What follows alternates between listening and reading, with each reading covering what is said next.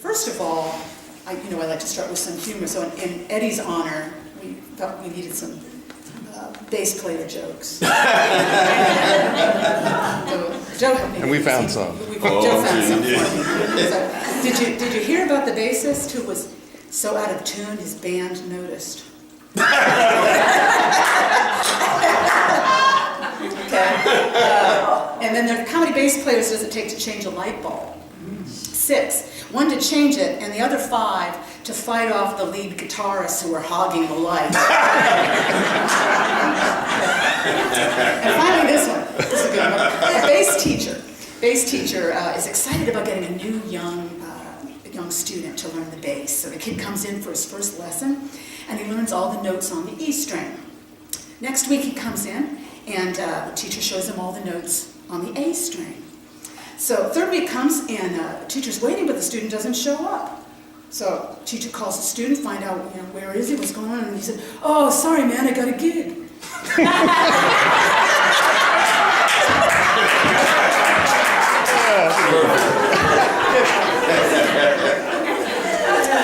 All right, now the squiggle part comes in here. I looked up a little bit of a quirky idea this week to share with you about thought bubbles.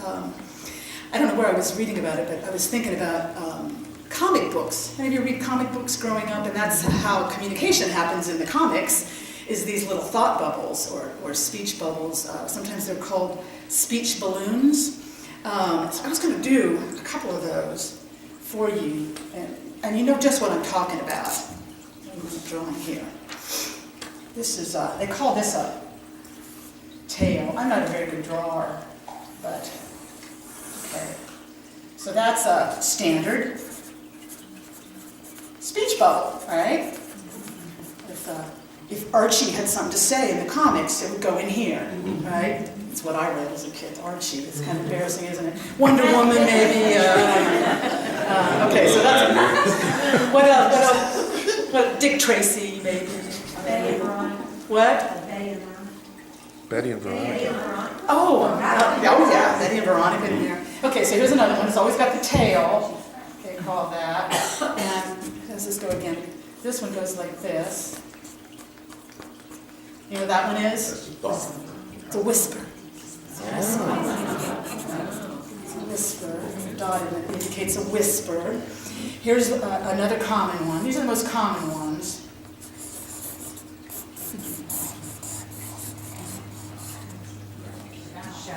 Yeah, it's a scream. It's a scream or a shout. Okay. And then, I may run out of room here. This one goes, it's got these little dots. And then the circle. And that's a thought for sure. That's a thought. So, then what I started thinking of is we need another one. You know when you get an idea that's like a wow. It comes from deep inside somehow. It comes from a higher place. It's like a higher level of consciousness. So I thought, well, that's like a divine thought bubble.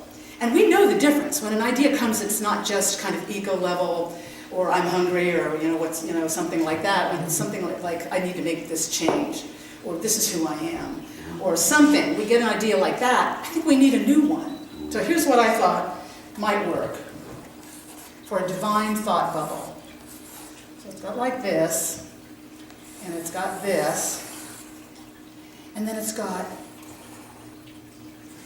a little halo. It's got a little halo. I told you it was quirky. So that's a divine thought bubble. And the reason I like the idea is halo kind of indicates heavenly origins. Somehow it came from somewhere higher, right? And also the whole idea of the bubble is it's something that rises. So it's an ascendant idea. It's going to help us rise higher, and it's an idea that kind of comes from somewhere higher in consciousness. So that's what I kind of wanted to lead into talking a little bit about today. And thank you, Susan, for your... She's like Vanna White today. Let's give her a hand.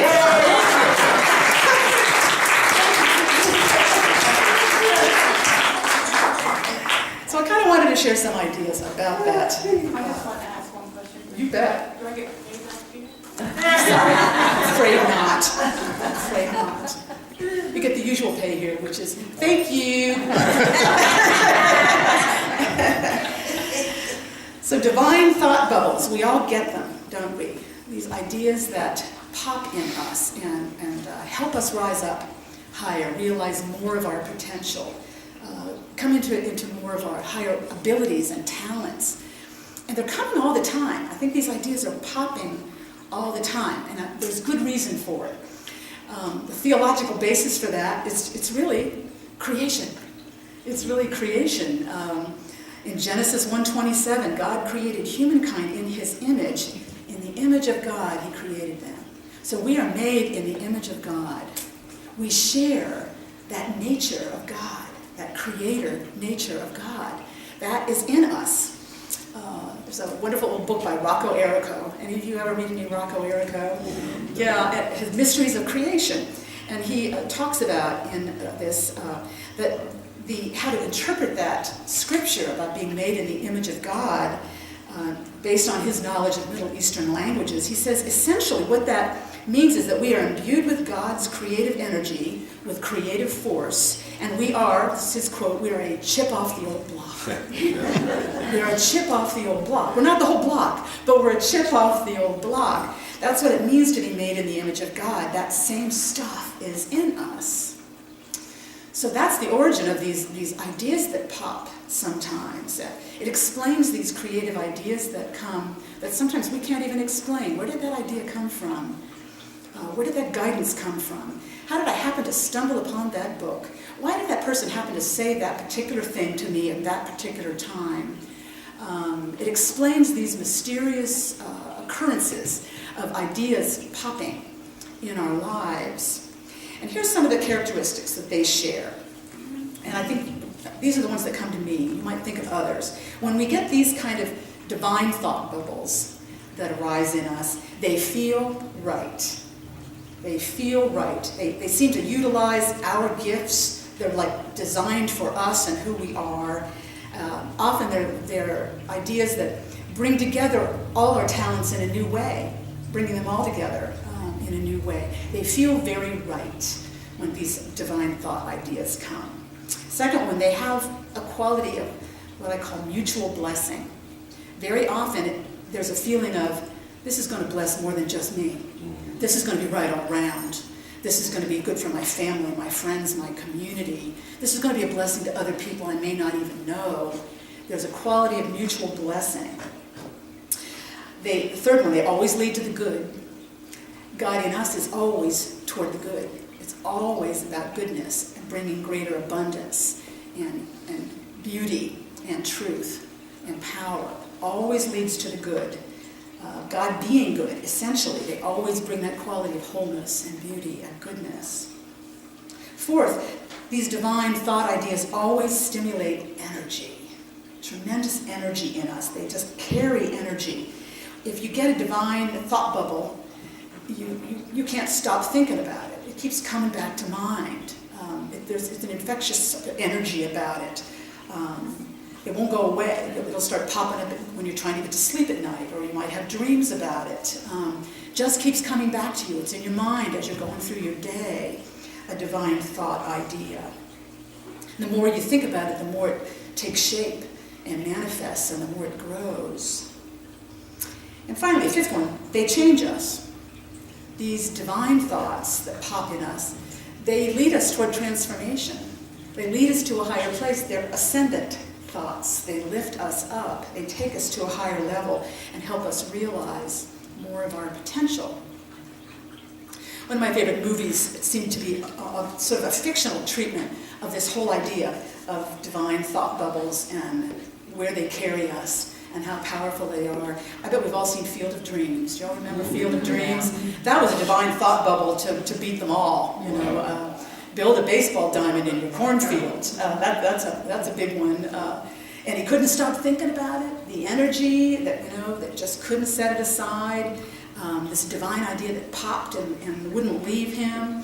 And something amazing happened as he stepped out on it, as he followed it beyond his wildest dreams.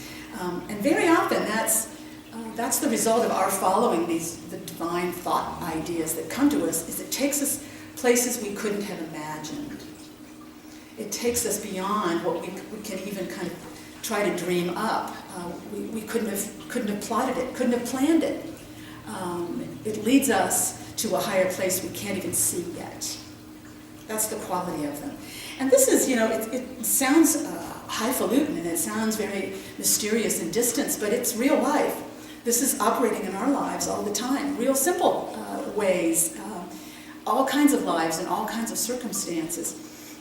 I was blessed, many of you know, I've shared a number of stories about my mother who had a beauty shop business when I was growing up. And she was led to start doing it by financial challenges, significant financial challenge in my family when I was a kid. And so she decided, in Cincinnati in 1960 or something like that, I think I'm going to start doing hair in the basement. She'd gone to beauty school and she had that, so she said, I'm going to, just for some extra money, I'm going to start doing some hair in the basement. That was all it was at first. And that kind of worked. It's kind of like Field of Dreams. If you build it, they will come. If you step out on it, people will come, customers will come. And so they did, and then the financial needs, if anything, they just sort of increased as time goes on. She did a little add-on shop on the back of the house when we moved to a smaller town, and stepped out a little bit, got a little bit of a loan to do that, and started having a sense of herself as business owner. There's a different idea, divine idea kind of popping about, I could run a successful business. Why not? A little money, I could do that. New sense of self beginning to take shape. Very infectious, how to build that on there, how to make it look, Then with 3 kids coming up on college years, significant financial investments up ahead, new ideas started popping, divine idea. Buy a house, bought a Victorian house uptown, in Delaware where I grew up, and converted into a salon. And so this was a whole new concept. This was a divine thought bubble arising. Mutual blessing is going to bless my kids. I'm going to get my kids through college this way. We're going to live comfortably. It's going to be a blessing to the town. It's going to be a blessing in all kinds of ways. Infectious energy. I remember as I was probably about a 10-year-old participating in the creative process of envisioning Danielle Beauty Salon. And the red awning that would go out front, with Danielle blazoned across it, the name of the shop, and the red carpet up the sidewalk. She had a big vision of it. This was different now. She was a cosmetologist now. She wasn't just an opera, she was a cosmetologist and a successful business owner of a significant business in Uptown Galleon. The vision had increased and had grown. That's what we do when we follow the energy of them. And they lead us beyond what we could see at the start. She started doing some hair in the basement. And by the time I was in high school and my brother and sister were already in college, she had the largest shop in town with 10 operators and a wig specialist and plenty of abundance coming in to meet all those financial needs and to get a condo in Florida down the road a little bit.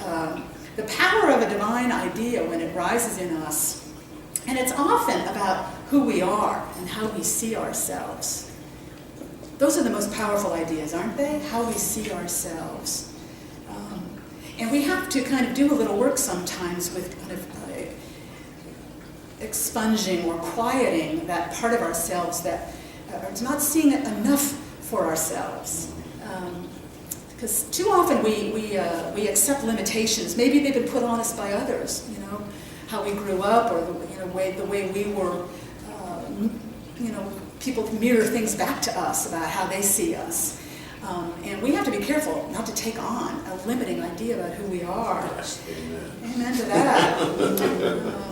The great Joseph Campbell. How many of you have ever read any Joseph Campbell's stuff? He used to love this story. He'd tell it again and again about the tiger raised among sheep.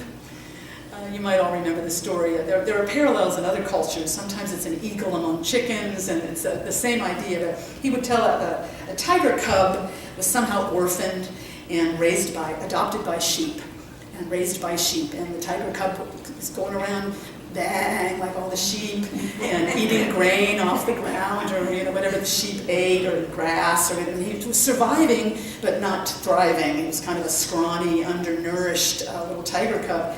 Until one day an adult tiger shows up and takes one look at this, kind of scrawny, sad-looking tiger cub and said, "Come on with me." And he takes him kind of onto a pool of water and looks in and goes, "Look at you, you're like me, you're a tiger. You're a tiger, act like a tiger. This is food for you." And he gave him some meat of some kind. "This is your proper food, this is your proper world, you look like me." Gave him a few pointers, and off the tiger cub went to be a thriving, healthy tiger in the world. He had overcome his limiting sense of himself. That's a story that is in cultures all around the world because it reflects this truth about us. We can't afford to accept these limiting images of us that are so readily put on us by our culture. You're just this or you're just that. No, we need to be open to these divine. We have the Creator in us. We are made in the image of God, this creative potential that we don't know the limits of. And it's always so much grander and bigger than we can imagine, so we need to be open to that. I asked Eddie's permission to share his story a little bit. A few of you I think were at the house concert the other night, and he shared the story there as well. Divine idea, thought bubble about the bass, playing the bass guitar, rose up in him at age 13, something like that. He had already been a pianist and already building musical skills, but fell in love, heard the bass guitar and fell in love with it. A divine thought bubble had arisen that was going to take him higher. And it was the power, the infectious energy of that was such that before he even knew how to play the bass, he was carrying it to and from school. I love that story. Everybody loves that story because it illustrates our passion and excitement about a divine idea, about who we are and who we're becoming and how it can take hold of us and be infectious and lead us in a new direction. And the power of that and his stepping out on that and carrying that and becoming that, he obviously also studied and worked and became an excellent bass player. And within really only several years, he was touring, playing bass for the Temptations. And he was recording with Motown artists. He moved out to LA when Motown moved out there and became a sought-after session musician in the studio, doing all kinds of session studio work out there. Being heard on recordings, you've probably all heard Eddie on recordings without knowing it was Eddie Watkins Jr. on that James Brown CD or that Barbra Streisand CD or whatever it was. And then all his own CDs and all the spiritual music that came through him. All the touring, all the lives he has touched, the mutual blessings that unfold far beyond what he could have imagined at age 13 when he thought, "I'm a bass player."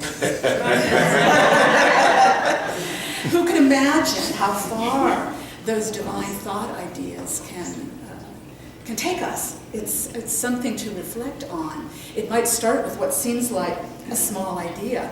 It could take us to incredible distances and directions. It can lift us up to a much fuller, richer potential and level of talent and spirit and ability than we could ever imagine.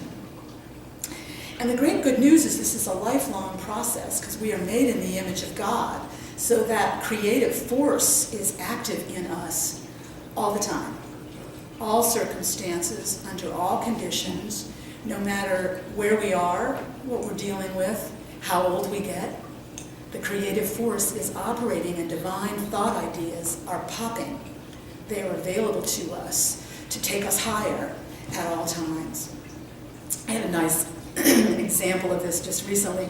Jill and I, as you know, we traveled to Illinois. We wanted to see the total solar eclipse, and while we were in Illinois, we visited an old friend, Mary, who has moved out there to live in a retirement community a couple of years ago. She was very active, part of the Unity community here in Columbus for many years, a licensed Unity teacher. She guest spoke sometimes for me at Unity East when I was there, and taught many classes and led many meditations, and was a dear, dear spiritual friend, and clearly had a spiritual calling in life. But, getting up in years, she just turned 80 recently, dealing with diabetes and some physical challenges. She took a fall recently. We had visited her right after taking that fall. Fortunately, it was not injured significantly, but bruised up. She looked like she'd been in a fight. She was joking about, you should have seen the other guy.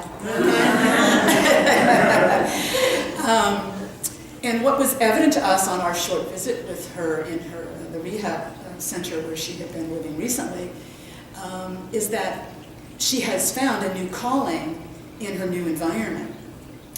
Bringing her gifts in, bringing the same gifts, this brings the same spiritual gifts, the same energy, the same wisdom that she's had for so many years, but coming up higher with them in a more challenging environment in many ways, somewhat fragile herself in upper years, and yet among so many other frail and fragile people dealing with challenges. It's a tough stage of life for many people, and Mary is a new ministry there.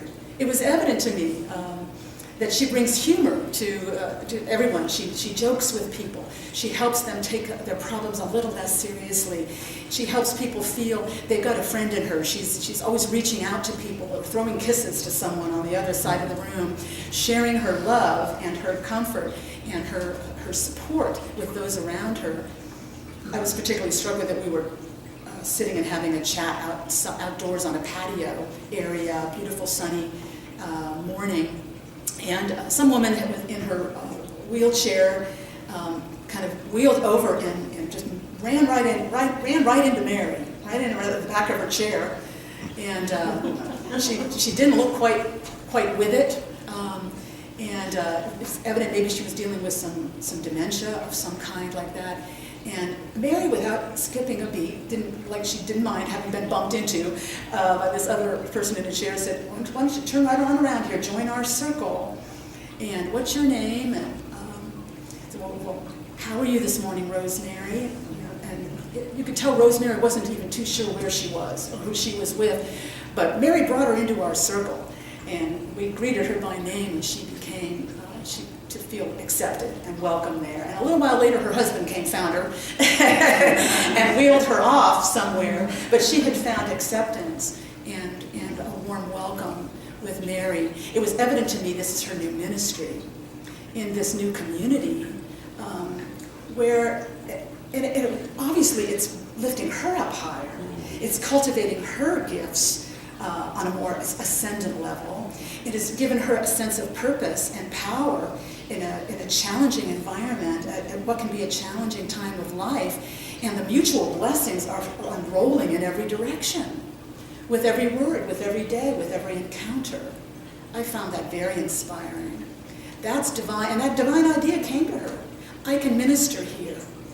That was clearly the divine idea that popped in her. Even here, even under these circumstances, even dealing with some physical frailty or challenges, I can be a blessing to others. I can minister. I can be a channel of God's love and grace. That's a powerful teaching for all of us. Wherever we are, in whatever circumstances, whatever stage of our lives, we are in touch with the creative force in God in us, and God is seeking to lift us up. God is seeking to lift us up and lead us in wonderful new directions we may not even be able to imagine right now. So here's my quirky affirmation of the day. Divine ideas are popping in me. How about that? Let's say it together. Divine ideas are popping in me. It is the truth. Let's take that into prayer for a moment and affirm that truth on the inside.